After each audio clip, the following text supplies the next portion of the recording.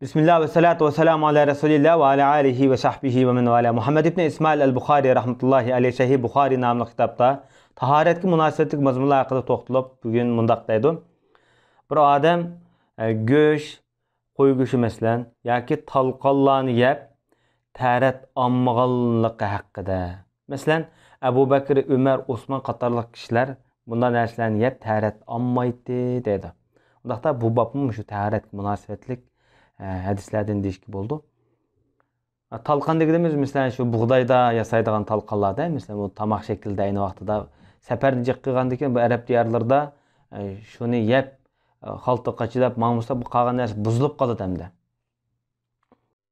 Bu seferlerde mesela oldiraydigan odamlarga nisbatan bu nayt huzurluq bir tamak aynı vaqtida. Kesellerge nayt yaqdigan mesela soğuk yemaydigan ya issiq yemaydigan degandekde. Bunu Araplar sifatlab kelib, xohlasan uni sharob o'rnida ichsan, xohlasan tamoq o'rnida yeysan dedi. Qancha suvga chalirsan, sharob, yeysan tamoq. Xohlasan sho'rpa, xohlasan non kabi endi. Buning bu talqonning buna foydali taraflarini aytdi zo'r. Demakchi bo'lgani, mushu o't pishirildi buning ma'lum. Buni moy bilan pishirdi qoldirib bo'ldi masalan. Biz onu mayda deymiz, seriq mayda deymizmi? Shunda maylar bilan pishirdi qoldirib bo'ladi. Buning har xil shakllar bo'ladi. Demak, bu bir tort shaklida bo'ldi qoldirib bor masalan buroqda. Eng muhimi, mushta narsalarni yeb bular tarat olmagan debdi. Buniki cho'qim bir sababi bor bu babniki, ha? Chunki payg'ambar sollallohu alayhi vasallamning bir hadislarda o'tda pishirilgan narsani yegan zamonlar tarat elish haqida bir hadis bor. Şuna laşqa mesela bu mesela İslamiyet'teki dastlabki davrlardagi bo'lgan hadislar bo'lishi mumkin. Payg'ambar sollallohu alayhi vasallam keyin bundan tarat olmagan va Abu Bakr, Osman, Umarlar bundan tarat olmagan. Shunlashqa Imom Buxoriy rahmatullohi alayhi o't pishirilgan narsada tarat olmasin bo'ladi degan qarashni kuchlantirish asosida bu babni o'tirib qo'yib o'tmoqchi. Bu hadise İmam Buxoriy rahmetullahi aleyh bizge Abdullah ibn Yusuf hadis sözlep bergen idi deydi. Bu kişi deydi bizge Malik, İmam Malik şu. Bu kişi Zeyd ibn Eslem'din.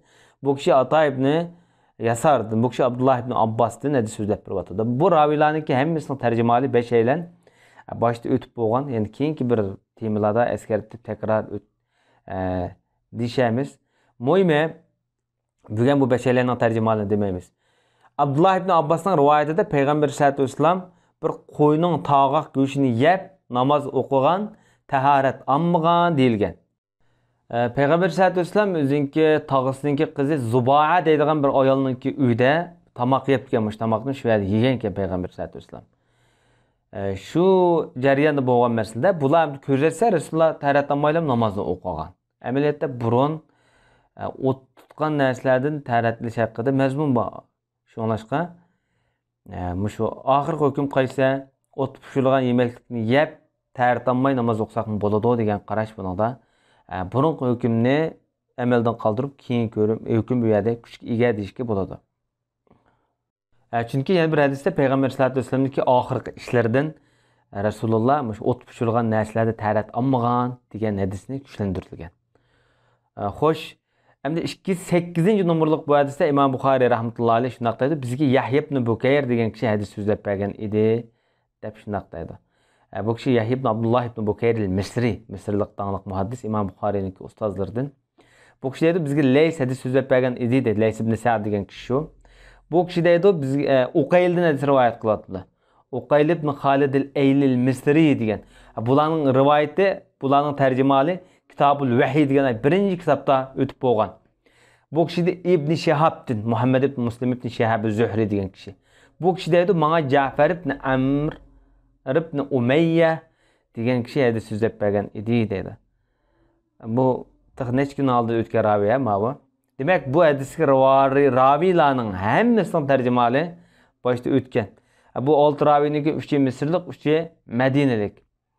Xo'sh, undaqda Ja'farning dadisi Amr ibn Umayya degan sahoba Ja'farga deb bergan ekanda payg'ambar alayhissalatu vassalamning bir qo'yning pochaqni, mush do'li tarafni, pochaqni yavatganligini bu kishi ko'rgan ekanda tamoq yeyotgan shu mezgilda azon chiqqanmi yoki namozning vaqti kelganmi payg'ambarimiz pichoqni qo'yibla namoz o'qigan, tarat olmagan deb bu rivoyatni Amr ibn Umayya o'g'li Ja'farga deb bergan.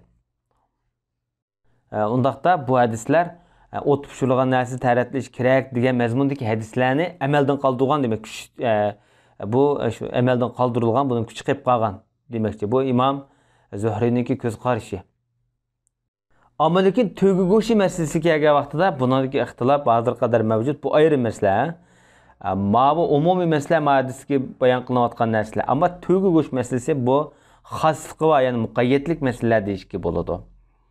Xo'sh, payg'ambarimiz va pichoq bilan kesib huzurlanib yegan ekanda mana. Bugungi darsimiz Buxoriyda mushunchalik bo'lg'ay va sallallohu alayhi nabiyina Muhammad va ala alihi va sahbihi ajma'in.